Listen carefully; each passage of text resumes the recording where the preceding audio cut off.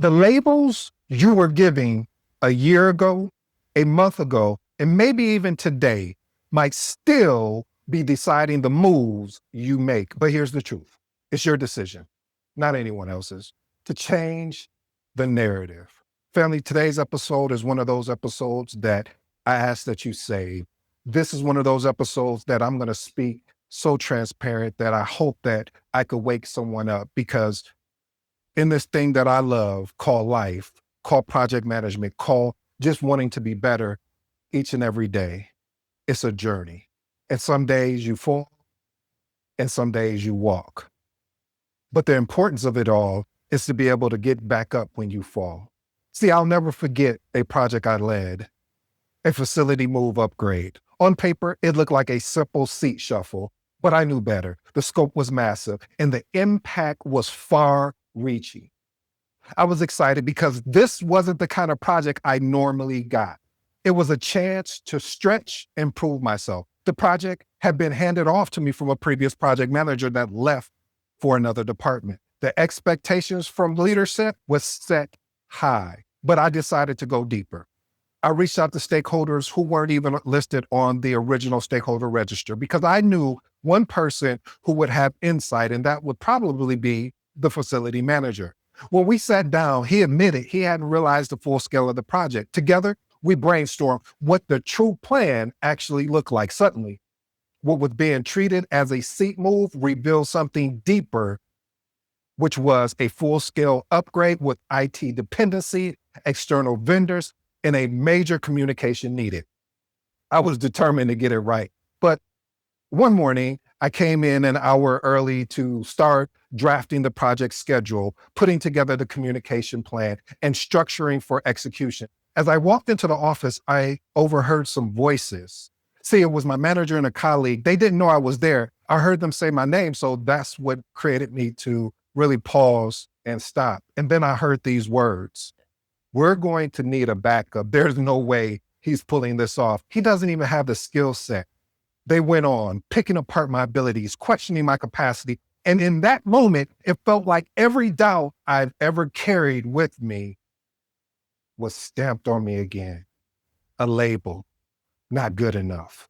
But what they didn't know was this: I had already done what the previous project manager hadn't. I had built the relationship with the facility manager. I even identified the external resources. I secured the internal IT updates. The foundation for success was already set in place. That was the day I learned a powerful truth. People will always try to hand you their labels, but only you decide if you wear them. Principle number one: carrying old labels. Listen, family, labels aren't always given formally. They come in subtle comments, performance reviews, or even throwaway remarks that stick. Maybe a colleague told you a year ago, "You don't have leadership presence," or a colleague dismissed you as saying you're not technical enough. Those words can play in your mind, and without realizing it, you start making decisions based on them. You play small in meetings. You hesitate to raise your hand for stretch assignments. You shrink to fit in the box because someone else drew that box for you. Why is that important? Because labels shape identity, and identity shapes action. If you keep carrying labels from your past, they will keep deciding your future. In project management, this can never, or I should say, this should never mean that you shouldn't volunteer for high visible product. Louder voices dominate the room, or allowing yourself to stay stuck in a coordinator level work even though you're capable of leading. Breaking free from these labels isn't just about confidence. It's truly, and I do mean truly, opening the door to transformation. Experiment with these actionable tips. Audit the labels you are carrying. Write down the negative words or impressions you've internalized from managers, colleagues, even yourself, and bring them into the open so you can start operating out of the shadows. Next one: replace each label with proof. For every negative, create a counter list of evidence. For example, not technical enough? Note down how you facilitated a particular IT upgrade, or you clarify requirements, or you solve issues in partnerships with experts. Evidence or facts dismantles false identity. And the last and final one, family. Build your own vocabulary. Decide on the labels you want to live by. Choose 3 empowering ones like strategic, connector, and my favorite, resilient, and use them as daily affirmations. Over time, they will anchor you more than any, and I do mean any, old label ever did. But labels don't always come from colleagues, friends, or managers. Sometimes the hardest ones you fight are the labels handed to you by people closest to you, family. Principle number 2, being held back by family. Sometimes the loudest voice of doubt doesn't come from executives or colleagues. They come from home. See, family often speaks out of love, but their words can intentionally cage you in a box. Why don't you stay where you're safe? It's safer here. Do you realize, or do you really think you can handle that certification? Why would you even go after a certification? For me, I've seen how those voices can creep in, make you second guess your ambition, because they're people you trust. Their doubts carry extra weight, but here's the truth. This fear is not your reality. Why is this important? When you internalize the limits of loved ones, you stop yourself before you even begin. In project management, this can mean not applying for leadership roles, avoiding certifications, or, matter of fact, just rejecting stretch assignments. If you let their ceiling become yours, you'll never discover what you're truly capable of becoming. Experiment with these actionable tips. Separate fear from fact. Ask yourself, are they describing my ability or their fear of risk? 9 times out of 10, it may be some anxiety there, but not your limitations. Next one.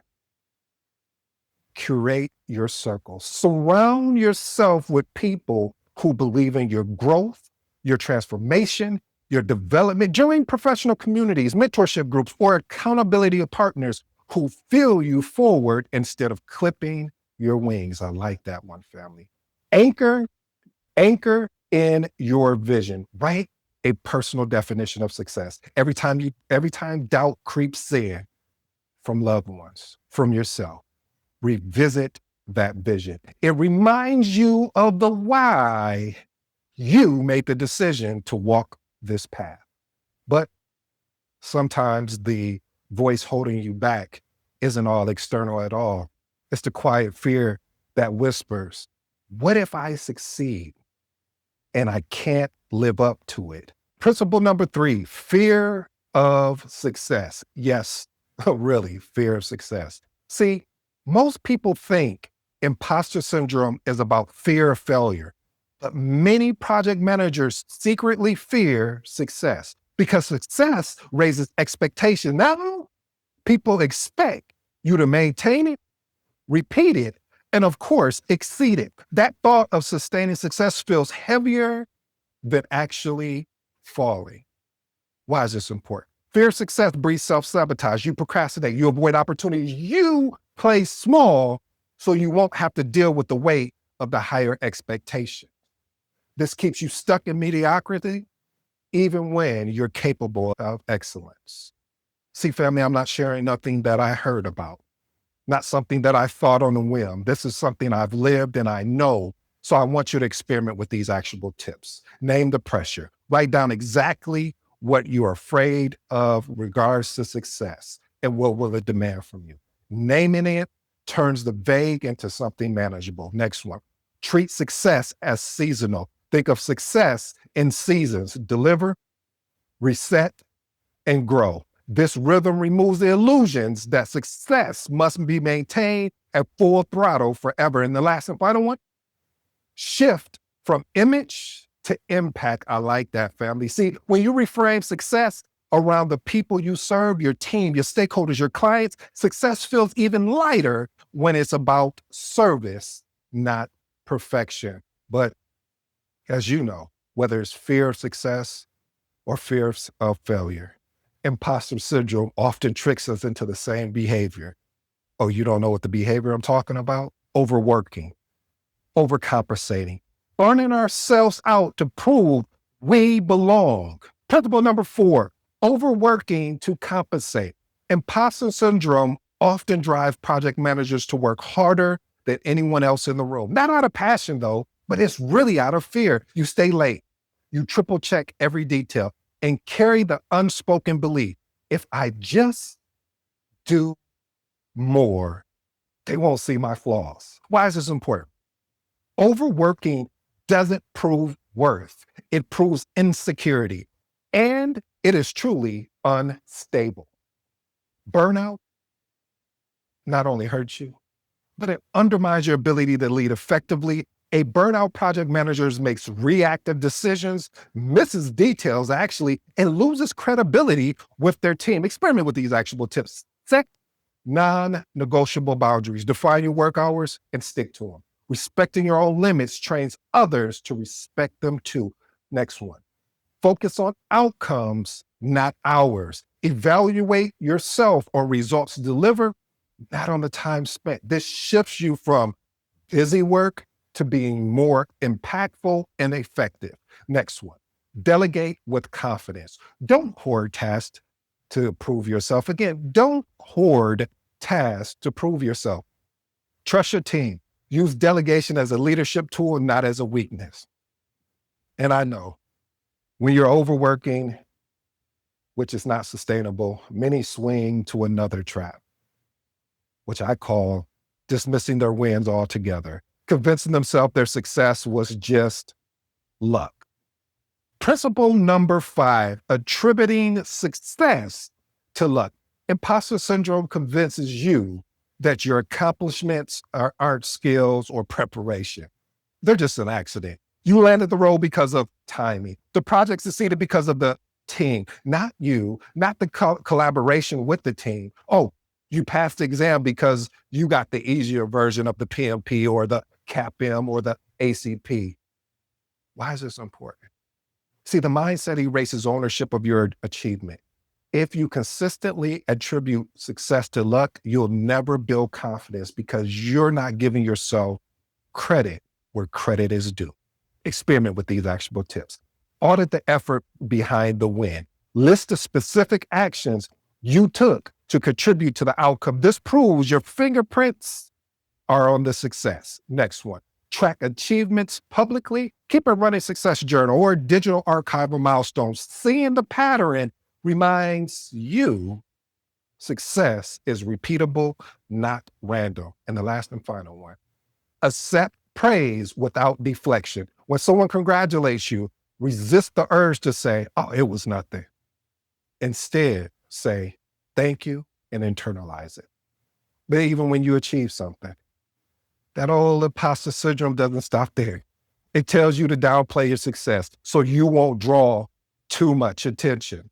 Principle number 6, downplaying your success. You deliver a major project, and when you're congratulated, you respond, oh, it really wasn't a big deal. This is imposter syndrome subtly disguised. You minimize your success because your fear of exposure or envy or what they'll say about you. Why is this important?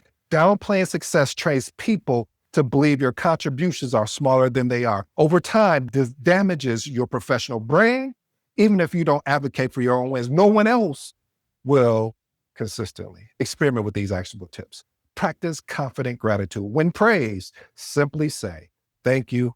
I'm proud of what we accomplished. Next one, celebrate publicly. Share milestones with your team, stakeholders, highlighting contributions without any apology. Stand there bold and grateful and thankful all at the same time. And the last and final one, documentation beats conversation. So we want to document and leverage wins. Use your success in performance reviews, resumes, interviews. Downplaying it makes you forgettable. Confidence makes you credible. And I know what you think. If you minimize your success long enough, you'll start believing it yourself, discounting your own value, even when the evidence says otherwise. Principle number 7, message. If you're new to that episode, anytime I say message, this is something I need you to pay attention to. I'm asking you to pay attention to. Principle number 7, discounting your own value. Discounting your own value means you consistently underprice your worth, whether it's asking for promotion, negotiating salaries, or acknowledging your expertise. You secretly believe you are lucky to even be here, so you don't push for what you deserve. Why is this important? When you discount your own values, I believe, and I know from experience, others will too.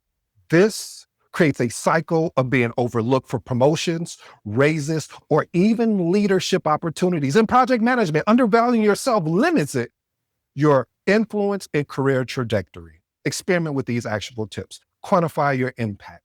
Translate your contributions into numbers. Example, budget save, timeline improve, risk mitigated. Numbers silence doubt. Oh, you don't like that one? How about the remix? People lie, they lie, but numbers don't lie. Next one, role play negotiations. Practice asking for what you're worth with a mentor or peer. Confidence grows in rehearsal before it's even tested in reality. Oh, I like that one, family. Reframe worth as fairness. You're not asking for charity. You're asking for fair compensation and fair recognition. That mindset shift alone sets the tone. And when you start recognizing your value, you realize one more truth. You'll realize one of the biggest truths I've had to conquer in my career, that those experts you once feared, they're not that intimidating as you thought. Principle number 8, the intimidation of experts. Many project managers shrink in the presence of subject matter experts. You think they know more than I do, so who am I to lead? But experts in a domain does not, and I repeat, does not erase your leadership role. Why is this important? Project managers don't have to be the smartest person in the room. They have to be the leader of the smartest people in the room. If you let experts intimidate you, you'll hide your ability to lead more effectively. You'll hide your ability to facilitate a collaborative approach. Experiment with these actual tips. Shift from authority toward orchestration. Your job isn't to outknow the expert. It's to align, clarify, and deliver. Next one, prepare smart questions. Confidence grows when you lead with curiosity. Have targeted questions ready that shows you're thinking strategically, not competitively. And the last and final one, stay in your lane. Respect expertise. But remember, expert advice, project managers decide. You need to own your own authority. And when you stop being intimidated by labels, by family, by success, by experts, you realize confidence was never about being flawless. It was about reclaiming the narrative that imposter syndrome tried to steal. So family, if you've stayed this long, I truly appreciate it, because imposter syndrome in project management is not a myth. It's real. It's heavy. It shows up in the way that feels personal, labels that linger, family that doubt, success that scares you, habits that keep you stuck. But here's the truth though. Confidence isn't given, it's built. It's built when you choose to drop old labels. It's built when you stop letting others, even loved ones, define your ceiling. It's built when you step into success and not shrink from it. And it's even built when you value yourself as much as the outcomes you deliver. The decision is yours, not a choice among many, but a decision that redefines everything to change the narratives. And when you make that decision, imposter syndrome stops being the thief in the room and becomes the fuel that drives you to lead with clarity. If you're new to the episode, I go by the name of ED. For all you smart and intelligent folks out there, that just simply means Ed. Until next time.